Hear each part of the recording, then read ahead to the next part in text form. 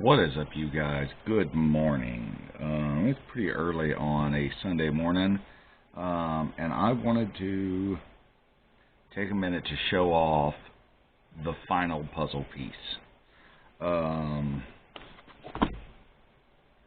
Super Famicom Classic re-release. Roll the intro.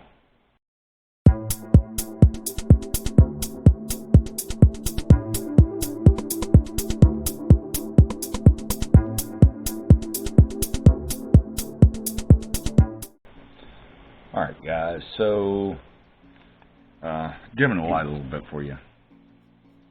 So I made this is probably funny for anybody but us.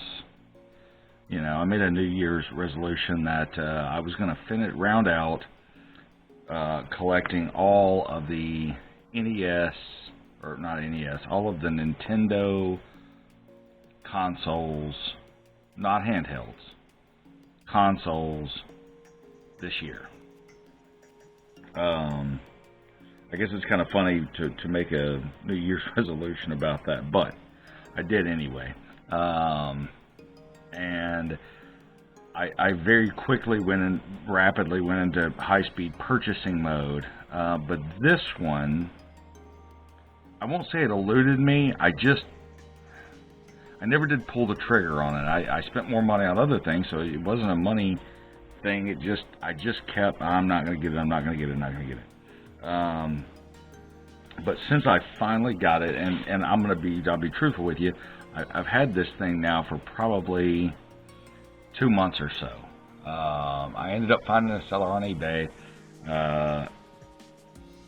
that sent this over to me. Now, I'm not going to say this thing's never been opened. I have already opened it up once, which is good, and I believe the original seller has opened it up. This clearly was imported to somebody. I don't know. Anyway. When I say I opened it up, I didn't deep dive into this like we're going to do today. Now I'm going to be truthful. I've got all of the original Japanese release, Famicom, the Super Famicom, the NES, the Super NES, the GameCube, the N64, the Wii, the Wii U. I've got multiple Wii U's. Anyway, got all of that stuff, and I've got the classic versions of each one, and now I have the classic version of the Super Famicom, which is what was kind of holding up finishing my collection.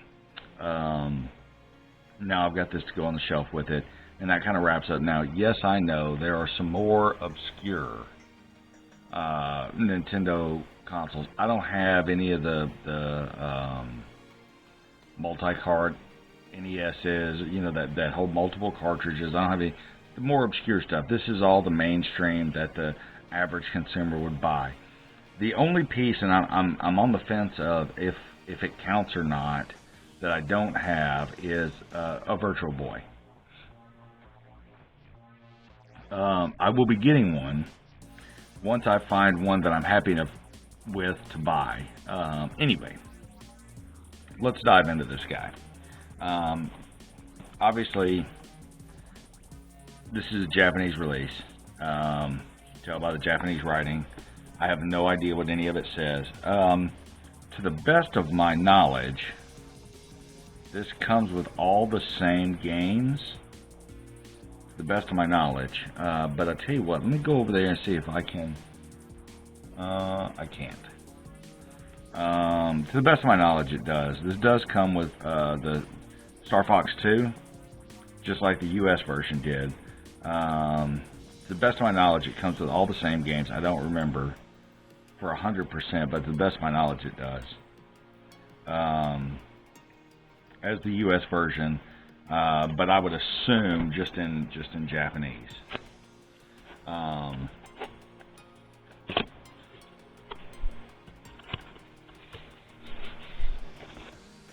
we'll slide this guy out of his box.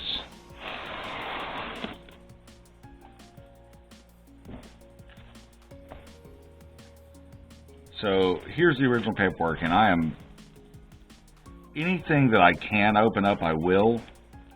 But if it's got tape on it or something like that, I'm probably not going to open it up. I can see it says it's got a Japanese product support link. I assume this might be warranty and you might attach a barcode. I'm not 100% sure on that from the box. I'm not 100% sure, but that's in there. And the rest of it is just standard. How do you connect and the whole 9 yards there. Now what I do want to know is on the power. So this is just standard USB powered. I don't know if this comes with a wall jack, because I don't remember from last time. Nothing super in depth there, just a standard non-color, just like the rest of them. Non-color printed 2-page manual, or a bifold manual, and then a little warranty. I guess that's a warranty or support card. I'm guessing is what that is. I'm assuming.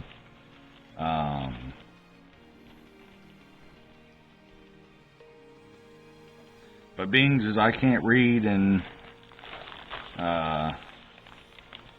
Chinese or Japanese, I'm not even going to do it. So this is the Famicom. Again, this is brand new. You can tell by the way it's all wrapped up. So identical to the Super NES controller, identical in every way except for Super Famicom on it. Select start. I always found it interesting, and it's the same on this CLV 202. So I'm betting the Super NES controller is CLV 201. Probably, I'm guessing. I don't know. I always found it interesting that Nintendo Super Famicom Select Start, all this stuff is in English. Even the ABXY buttons are in English, even the back of it, and it's that way on the original Famicom as well. I've always found that extremely interesting. That, and maybe it's just my lack of knowledge when it comes to the Japanese culture. I just simply do not know. So that guy goes back down in here. Leave him hanging out because we're going to pull out. We're going to save this guy for last. We're going to, obviously we know this is the console. We're going to set him aside for right now and flip this up.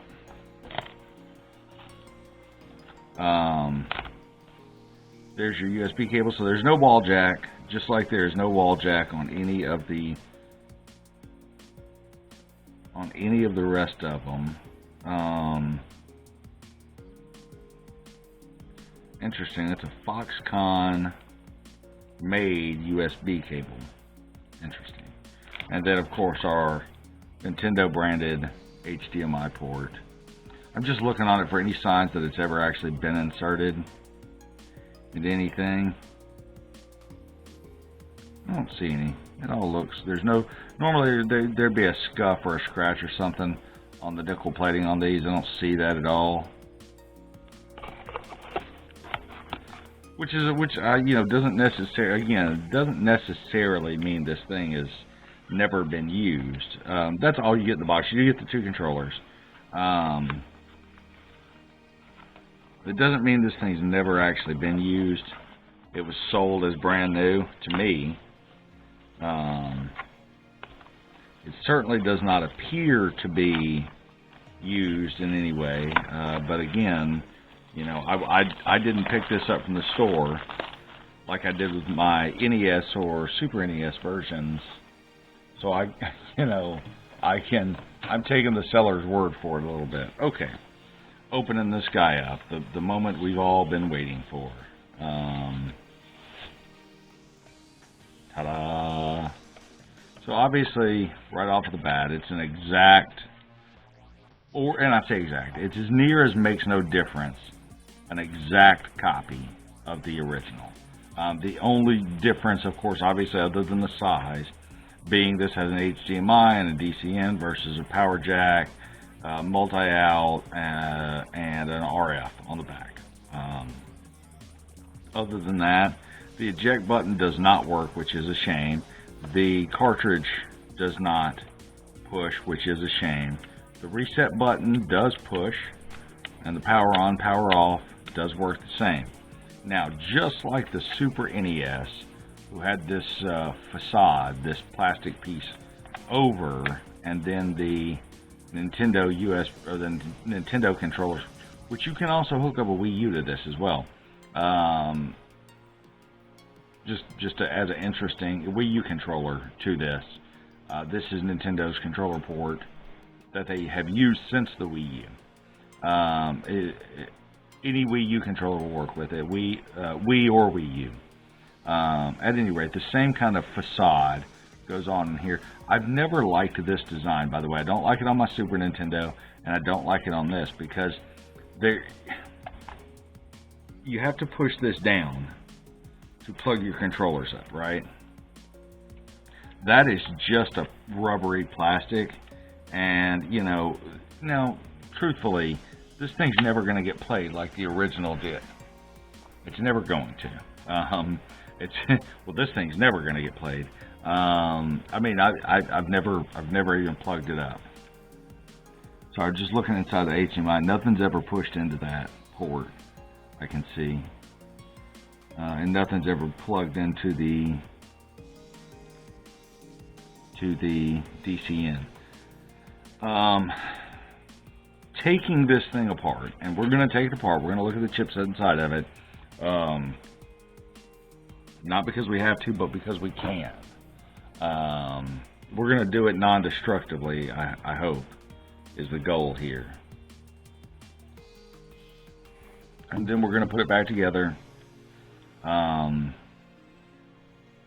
once we take a look at what's inside. Other than that, it is an exact replica, just miniaturized, of the Super Famicom. And again, and I find this interesting, again, on the back, we've got English. This is CLV 301 input, so we got English, Entree, which I'm assuming is French, Entrada, which would be Spanish, support.nintendo.com, made in China, and then down here, made in China, and then we've got all these different labels for our C, which is our electric rating, and blah, blah, blah, Kyoto, Japan. So maybe this Kyoto is the electric certification, perhaps. Don't know. It is not UL listed, interestingly enough. Okay, and these little feet, I'm just going to peel up.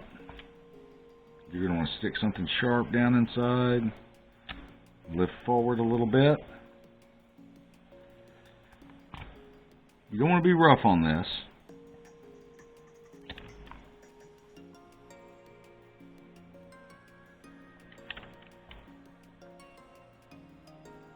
Because these pieces, when they come unstuck, they will, if you're not real careful, when they come unstuck, you can slide across and put a scratch on your console. These look to be standard Philips 000s. Look to be. We're going to find out. Said we were.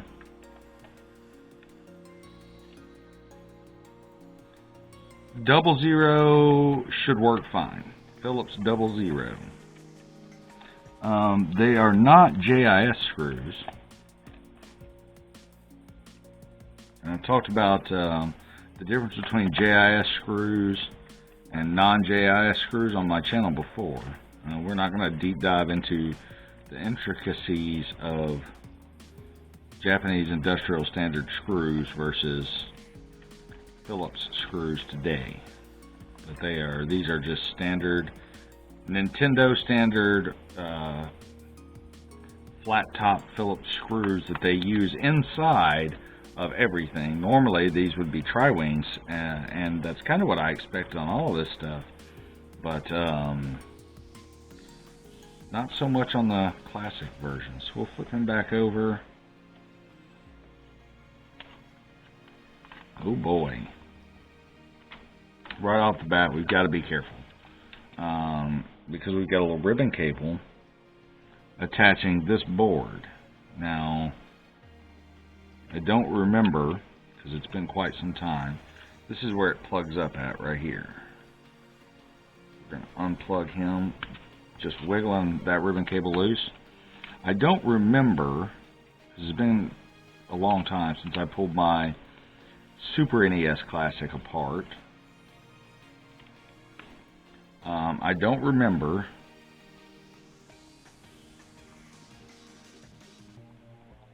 which, if it had a separate board up top. I don't remember if it did. It's been quite some time since I've done that. So you guys will notice I am actually going to go through the trouble of lining these screws out in the exact order in which they go. Very cool. Okay, so if I had to guess, if I had to guess,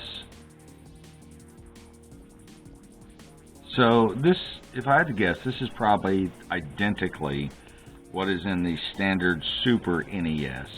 So all we've got here is a carbon contact here that works through this carbon reset button. Just a standard square button with a carbon trace inside of it. You push down and it makes contact there for our reset. And then we've got a switch, and this is labeled as ABC on the power switch, but I'm trying to feel. I mean, I guess you could put it into a center position, labeled as B, but that is a 2-position click switch. I mean, you could leave it kind of halfway. Interesting.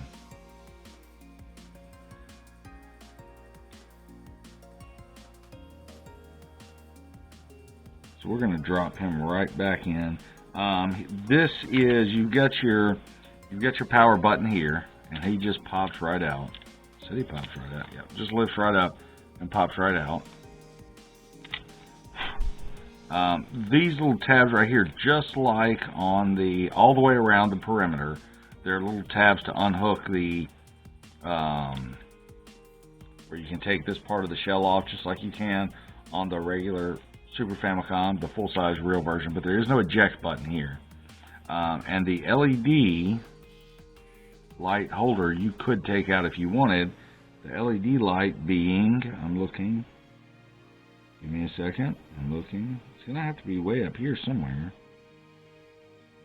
Unless it's on, it is on. So your LED light is right here on this daughter board as well. And if you wanted to change that out, you could. That to whatever color you just happen to want to change it out to. We are not going to.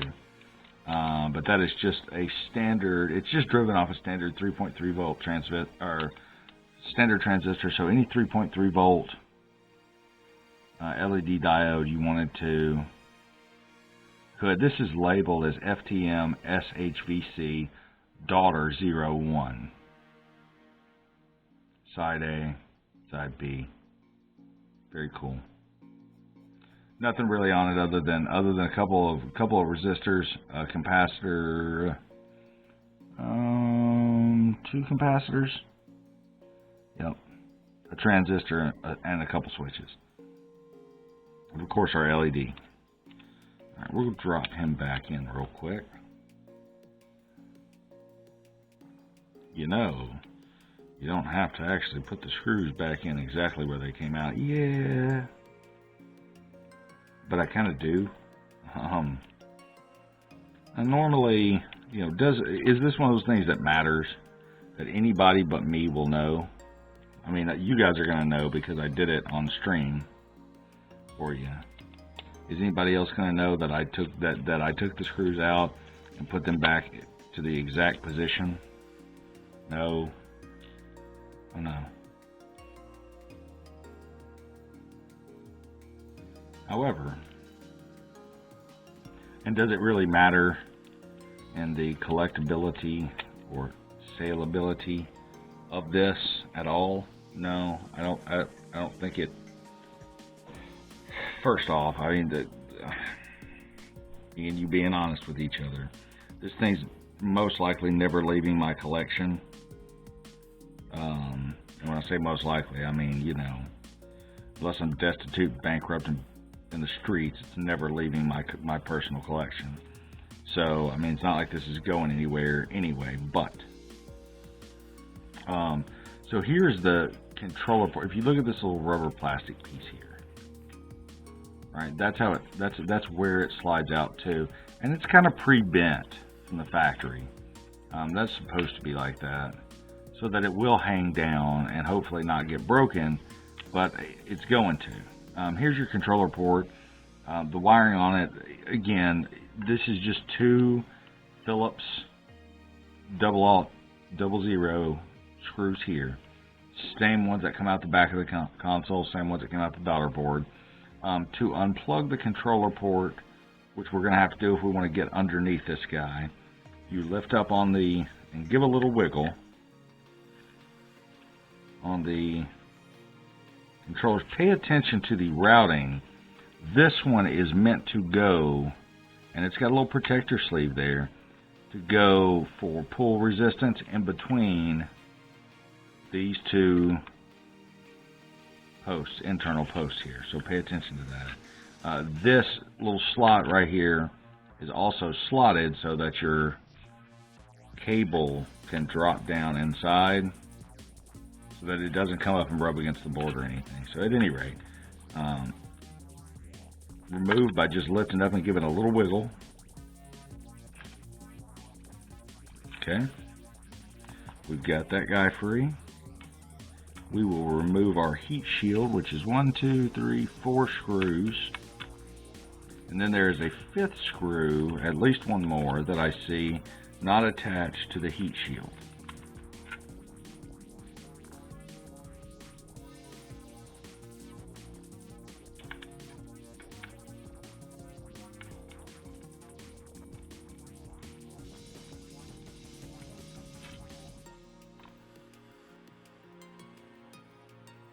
You know, it's funny, if I didn't know any better, I would almost swear to you that this thing was that this case was 3D printed. If I didn't know any better, I would almost swear it is.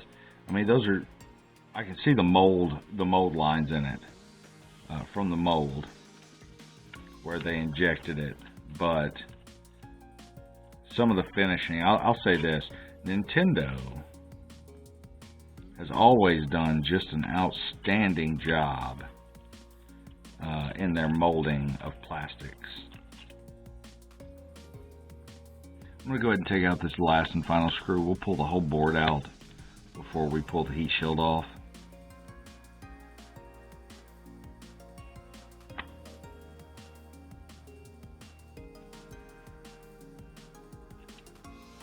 And he lifts straight up and away.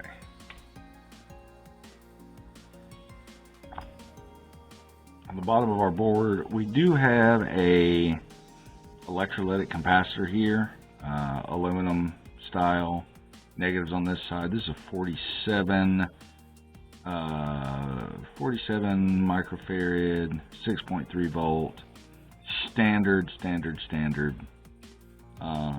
You could replace it with just about anything. The only thing that I'd say about this, one good thing is if this ever does vent, which these are notorious for, and I say notorious, we know because we deal with vintage consoles that electrolytic capacitors are notorious for venting. If it ever does vent, one good thing about it is at least it's upside down, so all the stuff should drip into the bottom of the tray, but it probably won't. Looks like we've got our HDMI retimer chip here. We'll get the microscope out a little bit and look at some of these. Other than that, we've just got some capacitors and some resistors on here. This is all pretty standard. USB controller. This, unlike the newer Game & Watch, is a USB Type B port, and this does have data. You can hack this. You can hack this. I've got two original NESs, and one of them is hacked. classics. Flipping this guy over, again, same chips as what was on the other one. The All-Winner R16 main processor, SK Hynix for our flash, NAND chip. This is going to be our memory module. This, I'm not 100% sure what that is offhand. This is just our ribbon cable connector, controller port 1, controller port 2. Other than that, there's nothing really particular. We've got a bunch of capacitors and a bunch of resistors, and oddly enough, I haven't seen the first transistor yet, but my vision, I haven't really deep dived into it. Okay, well, I want to look that chip up real quick since we're here.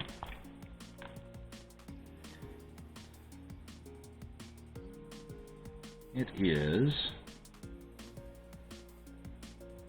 AXP223.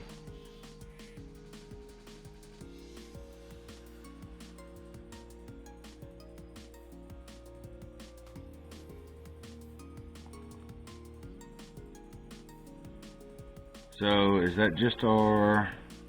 Yep, just our. This is just our power management for it. So that's all that chip right there is just to handle the power. So it pulls straight in off our USB and directs power out to our RAM, main processor, and everything else. So that's just our standard. That's what that guy is. Other than that, this is all pretty standard. We do have a 0 ohm bridge resistor here. Interesting. What is that supposed to be? So there is actually a slot for another electrolytic capacitor here that Nintendo never put on. I'm not sure why, but there is a spot for it. It's even labeled. The contacts are even tinned. There's one there and there's one here.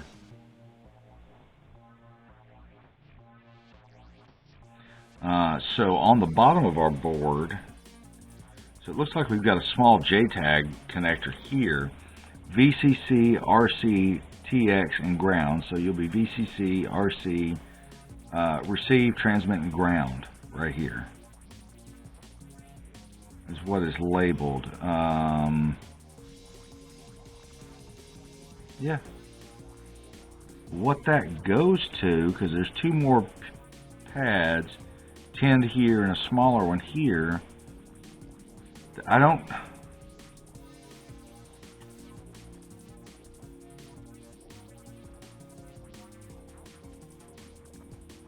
know what it goes to. That may be the program. I can't see them programming it that way at the factory. It just wouldn't make any sense to me. But that is interesting. That's labeled there. So theoretically, receiving, transmitting, ground voltage, theoretically we could apply 3.3 volts to this, ground to it, and then with a proper reader, we could probably probe it and see what's what there. What we get out of it is anybody's guess. Who knows, right? I don't see anything else unique or special about it. And all of this, I'm assuming, and again, this is my assumption, is the same as what can be found on the Super NES Classic. I'm going to flip him over, drop him down on this, and get ready to reinstall. Going back into the case. I'm not going to do a under the microscope deep dive on this guy like I did with the Game & Watch. We could, but the chips are all big enough and easy enough to read, and we already know what they are. That R-Winner processor, we know what that guy is. These actually, this board, they could have, if they wanted to, given the Game & Watch a lot more memory. They didn't. They chose not to.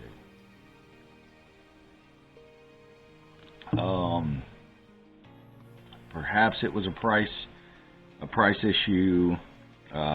You know, what they could sell it for, I'm not sure.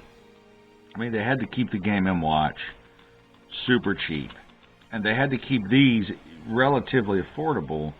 You know, they had to know.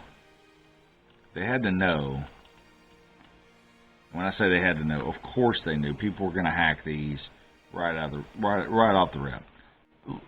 Listen, all these things are. This is not. This is not some custom proprietary. I mean, it is, but it isn't. All this really is, if you want to just be perfectly honest, just making sure I didn't pinch my cable. All this really is a Raspberry Pi. There's no FPGA in here. Field programmable gate array on it. Running. I mean, at this point, I think we all even know that Nintendo created their own emulator. They probably didn't. Best my understanding is they and I don't have the name of the one that they used, borrowed, right? But last I heard, there was some pretty damning proof that Nintendo definitely used a common emulator for this, and that's what runs these games. The emulator itself is, you know, what runs it. This is not an exact clone of the board, just microtized of the original Super Famicom. This is not a clone. This is not an exact replica. I'm going to end up screwing this up.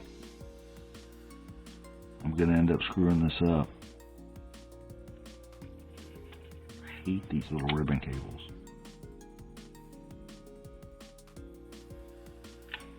Just hate them. Just no good at them.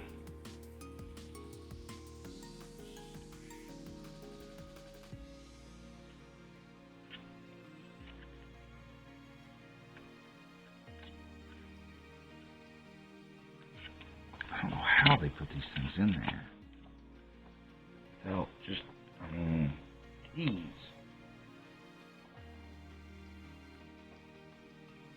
Okay. Oh, I hate those. I get break out a cold sweat almost over them because I just know I'm going to damage it.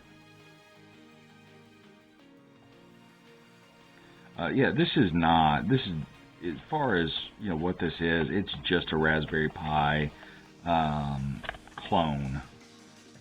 That's all this guy is, just a Raspberry Pi clone. And I say a clone, it's their own work. It's Nintendo's own work. It's their own software, it's their own hardware, their own design, but that's really all this is, just a micro USB computer on a board with some RAM and some memory, and a basic all-in-one processor, an APU, running their own firmware, which is what makes this thing so hackable. Oddly enough, I did not put these in the exact order they go in, so I don't actually know. But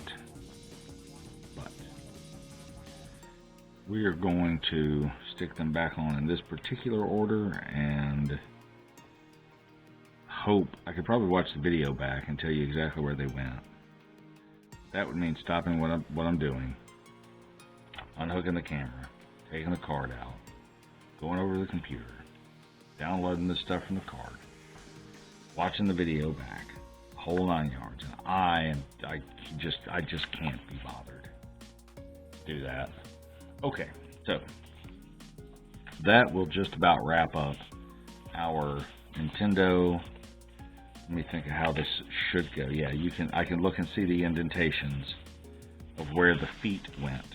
So that is the way this guy should go, which means that is the way we are going to put him back.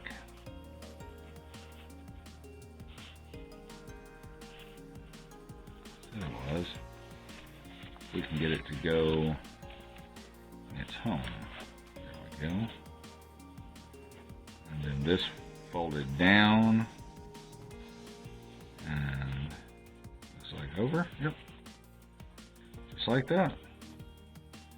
So, that is going to pretty much wrap up our inside look. The last of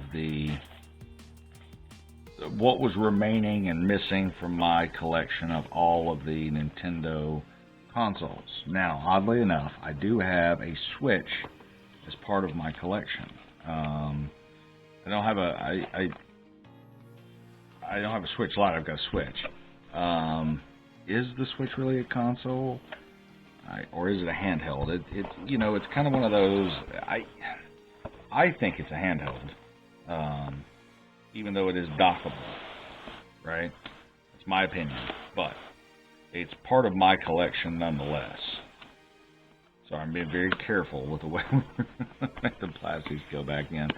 I can't imagine these ever being, even though we'll say this, they've held their value extremely well. I can't imagine them being super collectible. Maybe they will be. Maybe these will be the rarest thing in the known universe one day. I don't know. And they're pretty rare, especially here in America. And I'm sure in Japan the Super Nintendo version is very rare, but over here the Famicom version is very rare. I'm sure that there are several thousands of these in the U.S. I don't know how many people would go through the trouble of importing one of these to the U.S. Unless you are a collector. Nobody else is going to do that because it's going to serve no point, no purpose to you to have this. Unless you just happen to be either a collector, or speak no English, be from Japan, and you had the full-size version there. That's it. That's the only people. Nobody else is going to import this and have this. This is going to be the Famicom and the Super Famicom version of these in America are going to be very rare. And let's all be perfectly honest. They didn't make a whole lot of these to begin with. When I say a whole lot of these, of the Super NES Classic, the NES Classic, the Super Famicom Classic, or the Super Nintendo Classic, they didn't make a whole lot of them to begin with. I mean, they did, but they didn't, in the grand scheme of things. Sorry, it's coffee time early in the morning. So, at any rate, wrapping all of this up, that was just kind of a look at the Nintendo Super Famicom Classic Edition. If you like this video, hit that like button. Subscribe. I'd love to see you guys around more often. Subscribe, hit the bell icon so you get more notifications for videos like this. And before I do this video send-off, I will take the camera over and I will take a close-up view of all of my Nintendo consoles, take a nice shot of all of them sitting on the shelf collecting dust. Well, I won't take a picture of all of them. I will go over and take video footage of all of the consoles of the Nintendo that I have on a shelf, because I'm not roaming around the house. I can't be bothered. At any rate, yeah, I'll go over and take a quick shot of those guys and add it into this video so you guys can see my entire Nintendo console collection later today, and you guys won't see this till much later on. But later today, I am going to pick up another GameCube. A kid that I don't know, man. this kid buys these game consoles. I don't know where he gets them from, but he always ends up posting them somewhere. Good kid. Except for he kind of gypped me on one of the Wii U's I got from him. But he said it worked. It didn't work. He tried to hack one and couldn't pull it off. And anyway, now it doesn't work, and I fooled with it. I think it was damaged at some point. Glossing over all of that, he came up with a platinum, and he posted it on Facebook, and I just happened to see it, and I was like, dude, why don't you just call me? Because I would have come got it in a heartbeat. Of a platinum GameCube. Now that's the GameCube I had growing up that I went down and bought. I had a platinum one with Wavebird. Of course, the Wavebird was sold separately, but that's what I had, and so I wanted to get that and add that to my collection. I've already got a GameCube over there, but I wanted the platinum one because that's what I had. So we're going to be tearing into that and rebuilding that very soon on the channel. Anyway, thanks for watching, guys. We'll catch you guys on the next one.